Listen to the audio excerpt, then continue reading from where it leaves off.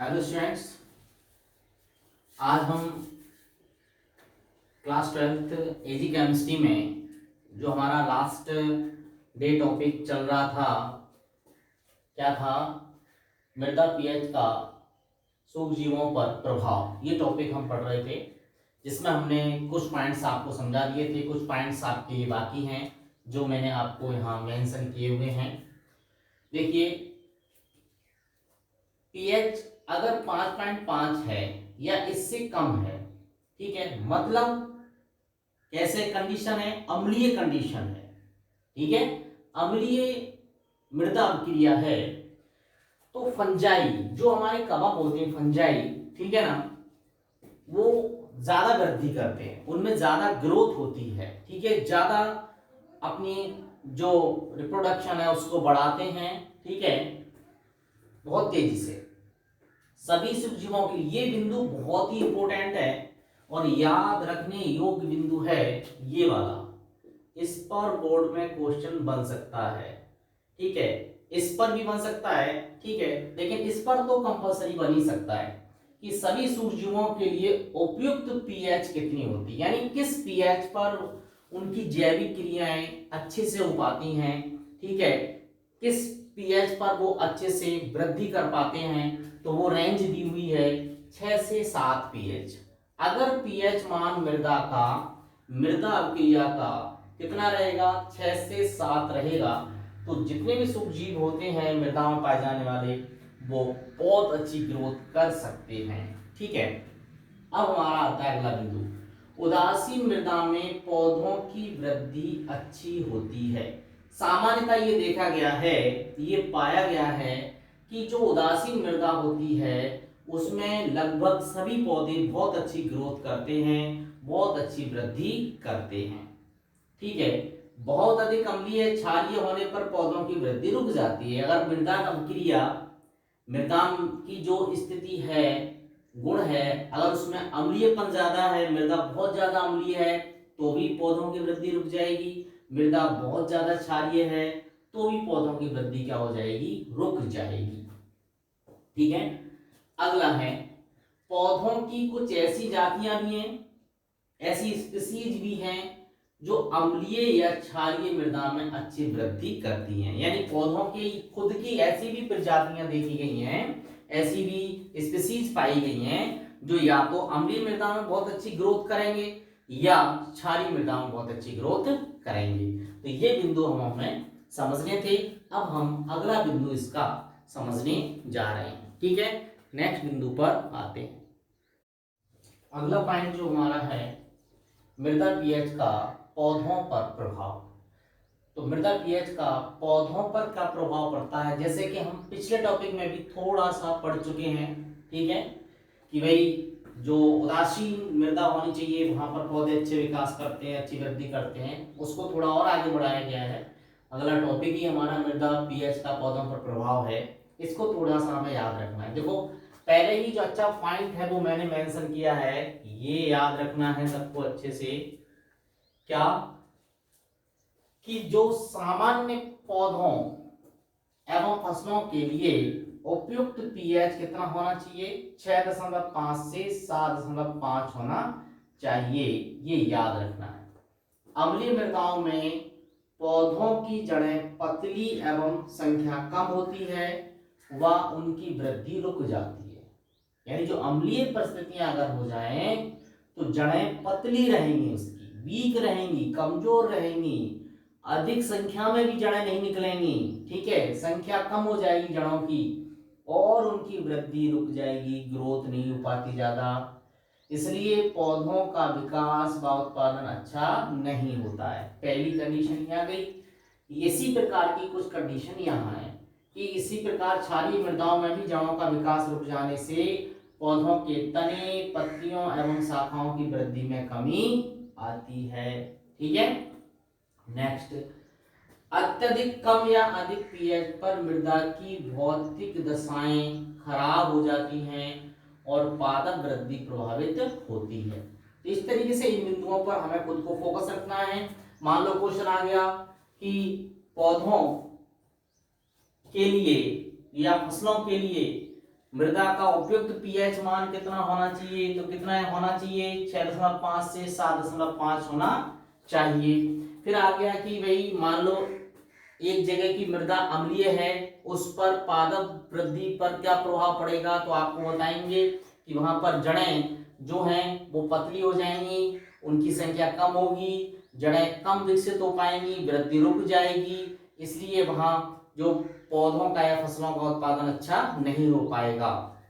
ऐसे आ गया कि एक मृदा आपकी क्षारीय है, तो बताओ वहां पौधों की वृद्धि पर क्या प्रभाव पड़ेगा उस मृदा का, तो आपको बताना है कि क्षारीय मृदाएं हैं वहां जड़ों का विकास रुक जाता है, जिस प्रकार से यहाँ रुक गया था, और जिसके कारण तने पत्तियां और शाखाओं में वृद्धि में कमी आ जाती है, क्योंकि जड़ों का विकास रुक जाएगा तो इनमें तो कमी आनी आनी है, क्योंकि जड़ों से ही सारा पोषक तत्व पौधे को मिलता है, ठीक है।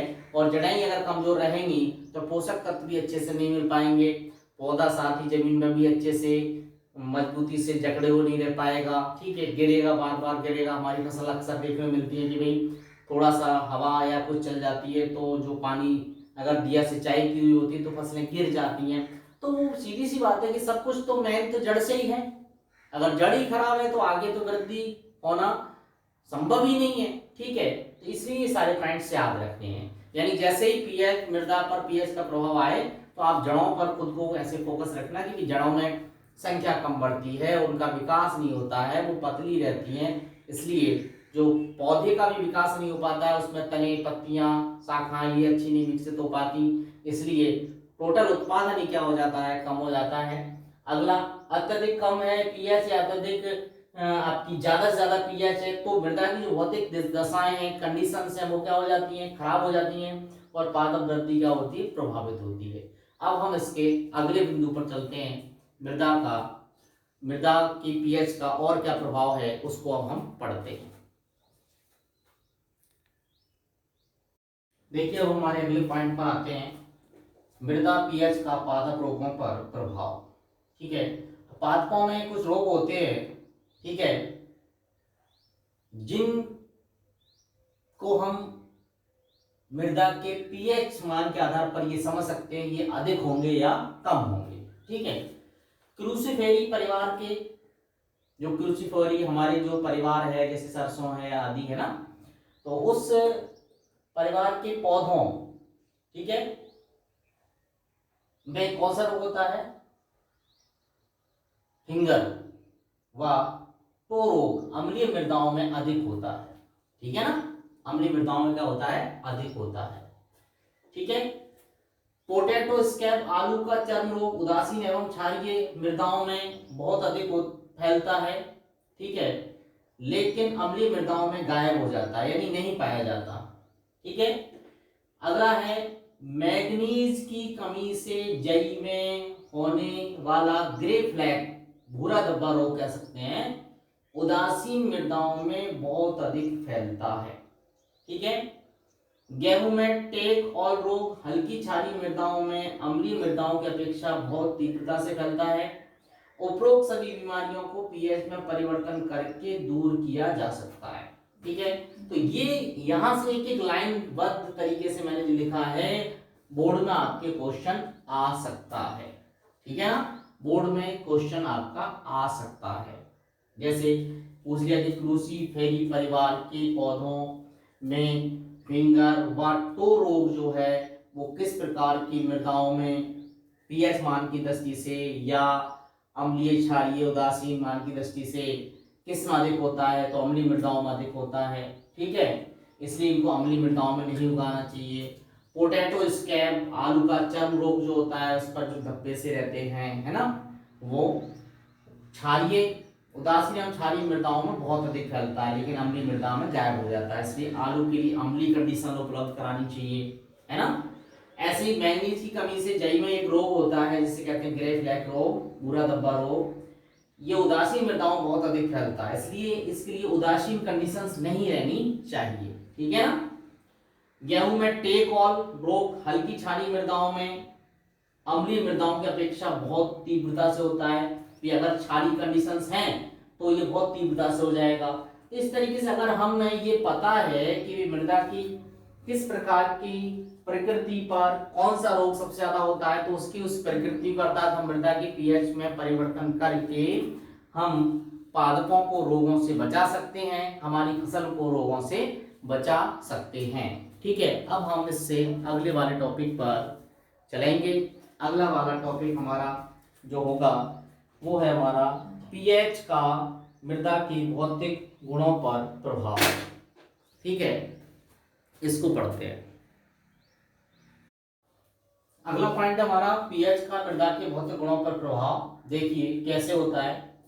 देखो, अम्लीय मृदा में जो रंध्र अवकाश होते हैं कम हो जाते हैं, जिससे वातन मतलब जो मृदा में वायु जाती है, ठीक है, बाहर निकलती है, रुक जाता है, जिससे केंचुए, कीड़े मकोड़ा एवं सूक्ष्म जीवाणुओं का जीवन असंभव हो जाता है। क्योंकि केंचुए और सूक्ष्म जीव और ये सूक्ष्म जीवाणु कह सकते हैं, कीड़े मकोड़े मृदा में पाए जा रहे हैं, तो ये नीचे श्वसन प्रक्रिया के लिए इनके लिए वायु चाहिए होती है, ऑक्सीजन चाहिए होती है।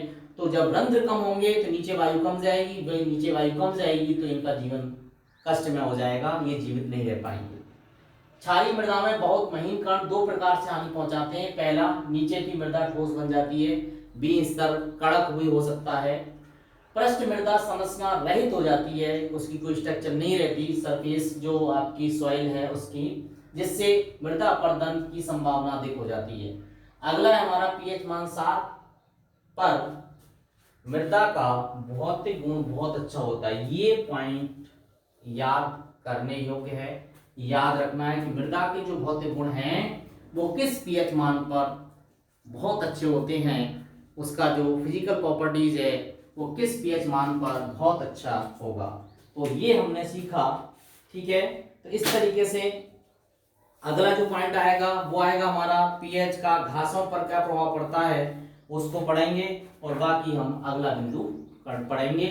तो आज क्लास को यहीं पर क्लोज करते हैं। ठीक है, आज क्लास को हम यहीं पर क्लोज करते हैं। ठीक है, बाकी हम बात